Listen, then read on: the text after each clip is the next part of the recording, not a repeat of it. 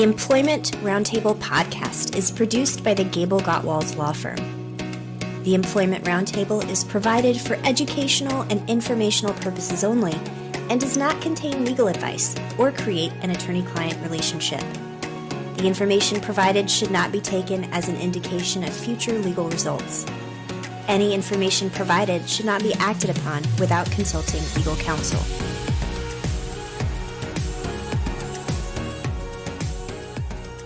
Welcome to the Employment Roundtable, where we provide you with the perspectives and information you need to make wise employment decisions for your employees and your organizations. I'm your host, Talitha Ebrite, and today we're talking with Holly Cole, Director of the Equal Employment Opportunity Commission in Oklahoma, and my GableGotwals partner, Ellen Adams, about the impact of Bostock versus Clayton County, the landmark 2020 United States Supreme Court decision we discussed during the last episode. So, Ellen, just as a starting matter, the holding in Bostock doesn't apply to all employers and all employment settings. Isn't that right? Right. So the Supreme Court was interpreting Title VII, so they didn't broaden Title VII's application. It's still the same employers that would generally be covered under Title VII. That doesn't mean that all employers should ignore the ruling if they have less than 15 employees. Even employers who have less than 15 employees still need to be mindful of the ruling. And my explanation for that is that many states have their own anti-discrimination statutes or human rights acts that mirror the language in Title VII. And what the Supreme Court did was they actually interpreted the language in Title VII. And if there's similar language in a state statute, that decision is going to be very persuasive, or could be persuasive to a judge deciding the meaning of that same language in a state statute. So as a matter of best practices, we would advise employers in Oklahoma, because of the Oklahoma Anti-Discrimination Act, if you have a single employee, you should be mindful of the decision and its implication. And just to reiterate, I know we covered this in the last episode, but for those of us who are just listening to this one, that language is because of sex means sexual orientation and gender identity. So when we're talking about engaging in best practices, we want to think about having policies in place that have anti-harassment and anti-discrimination provisions that protect classes, gender, sex, gender identity, sexual orientation based on the decision. Okay. Perfect. Thank you. And so, and you referenced, states' anti-discrimination statutes. Can you tell us a little bit about, you told us about the relationship that basically states with, acts that are modeled on the Title VII need to think about what the Bostock holding means and how that could translate to those state anti-discrimination laws. But is it accurate to say that Bostock provides the minimum protection to covered employees in all states, but some states might have laws that provide additional protections? Sure. Yes. Okay. And we see this with a variety of different employment laws, which it's important to always engage counsel with knowledge about the state laws that are at issue, because with employment law, you have federal protections that are available, but also state law protections. And while in Oklahoma, for majority of the time, those are very similar, but in other states, there are a lot of dissimilarities, and the state's laws actually go beyond what federal law provides in terms of protections for employees. So Colorado, an adjacent state, might be a good example of one where you'll see a broad range of laws that go beyond what the federal protections are. Thank you. That's great. So now, Holly, during the last episode, you shared with us the way that the EEOC approached charges of discrimination on the basis of sexual orientation and gender identity before Bostock. How has its approach changed in the 3 years since Bostock? And I guess what I'm asking is, when we talked about it before, it was in the context of the EEOC's sort of appellate responsibilities with respect to federal employees. But if we're looking at, employees filing charges against private employers, how has that changed? how has the EEOC's approach changed since Bostock was issued? Right. So those kind of charges are treated and investigated the same way that any other charge of discrimination would be handled and processed. So basically, the Supreme Court said, discrimination based upon sexual orientation or gender identity or transgender status is discrimination based on sex under Title VII. So we just investigate those allegations the same way, gather the same evidence, that we would in any other type of claim.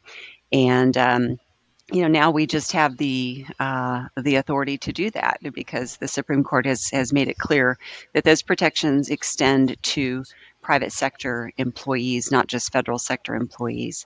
So, but the EEOC is doing a couple of things after that decision was issued. And off camera, we had a discussion about the pronunciation. Is it We did. Bostock? I'm going or to is keep it- on saying Bostock. Or is And it you're going to Bostock? say Bostock. I Bostock. like it. And I don't know which is right. Most of the time, because I'm from Oklahoma, I'm saying it wrong. So forgive me if I'm mispronouncing, but that's how my brain likes to say it. But one of the things that is kind of cool that's going on right now is June 15th of 2023 was the LGBTQI plus Equal Pay Awareness Day. And the data shows that LGBTQI plus people are often paid less than the non. So to raise awareness of that, the EEOC launched a social media campaign called it's hashtag level the playing field. So check that out and see, learn more information about that and how we can raise awareness and take steps to narrow that wage gap and eliminate that. And then secondly, EEOC has been on the forefront of education and outreach to make sure that people understand their rights and responsibilities under the Bostock decision. And so in fiscal year 2022, we conducted 350 such outreach events across the country to make sure that both employers and employees know the ramifications of that opinion and know what employees or applicants, how they can file a charge of discrimination based on those allegations if they've experienced it. And then finally, in the first half of 2023, EEOC has filed 4 lawsuits very quickly. One of them involved seeking relief for a transgendered man who was subject to severe sexual harassment. It included questions about his transition, his genitalia, comments that he wasn't a, quote, real man, intentional use of female pronouns when they addressed him. The second one is seeking relief for a class of female employees who are also subjected to harassment based on sex and sexual orientation, calling them, slurs and names, saying things like "women like you would be killed in my country." Yikes. Yeah, pretty severe stuff. And then a third one was there were some male employees who were harassed based on sex and sexual orientation, including one of the company's co-owners exposing himself to these men, and they were also subjected to unwanted touching and requests for sexual favors. And then finally, this is an interesting one because it involves a group of Black gay men who were also subjected to homophobic insults and comments, as well as racial insults and comments. So it's that intersectional discrimination that we sometimes see. So yeah, those are four lawsuits that are currently pending. And it's going to be interesting to see the outcome of those. Certainly. Thank you for sharing that with us. Now, Ellen, so, in terms of trying to make sure that employers and organizations are prepared to satisfy their obligations under this fairly recent decision, what recommendations do you have for employers who want to make sure that their policies and employee handbooks are consistent with the ruling in Bostock? Sure. Thank you. So, a challenge is that we never want the situations that Holly just described to occur in the workplace. But working with employers and managers and supervisors, I also recognize that it is impossible to control 100% of your people 100% of the time. And so, as an employer, you want to make sure that you're communicating effectively what the expectation is. And in my opinion, it's a best practice to have that in a written policy, and also to have that as part of your training that would at least occur annually, particularly for folks that are managers and supervisors, because they're the ones who you look to out in the field or in your work environment to catch incidents that might not be appropriate or live up to the standards for your workplace that you want to see. So, education, I think, is a key factor here.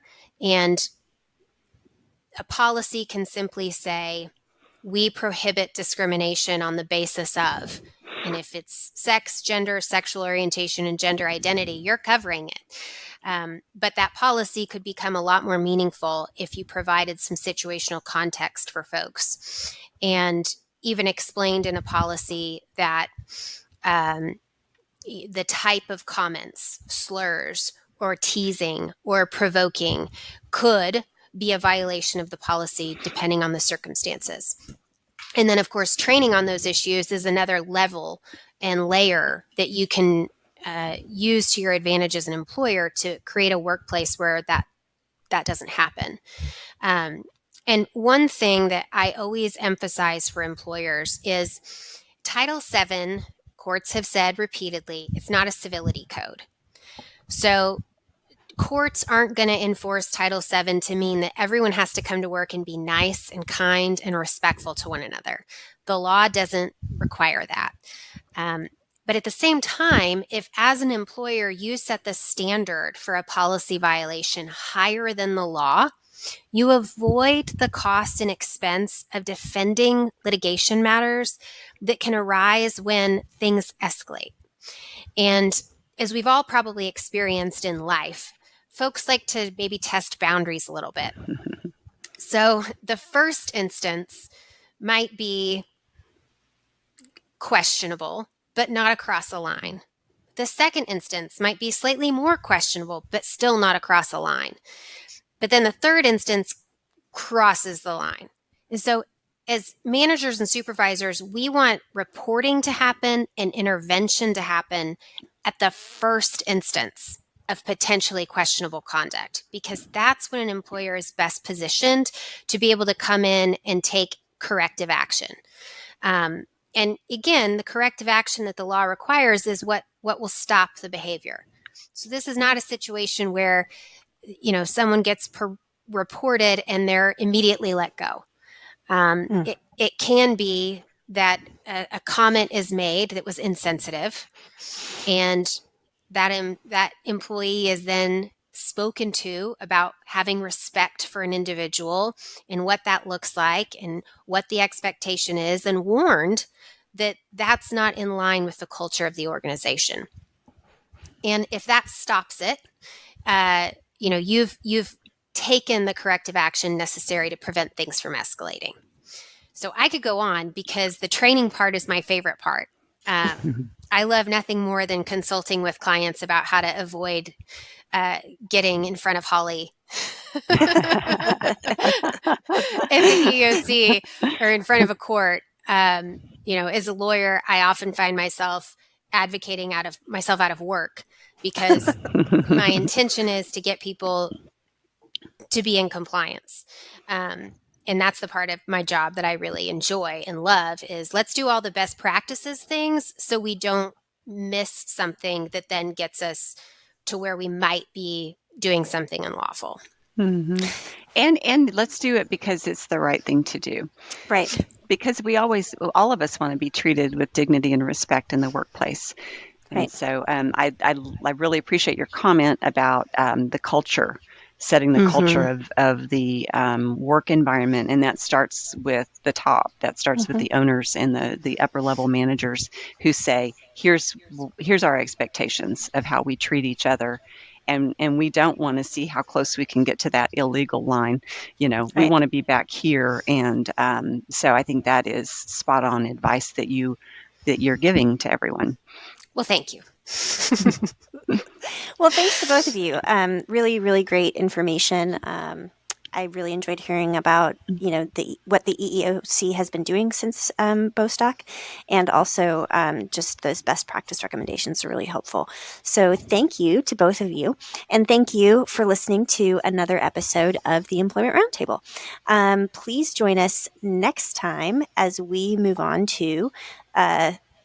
Gosh, now I have to look at my notes. Apologies. A related issue, discussion about the use of personal pronouns and employee gender. So we'll see you next time. Thank you.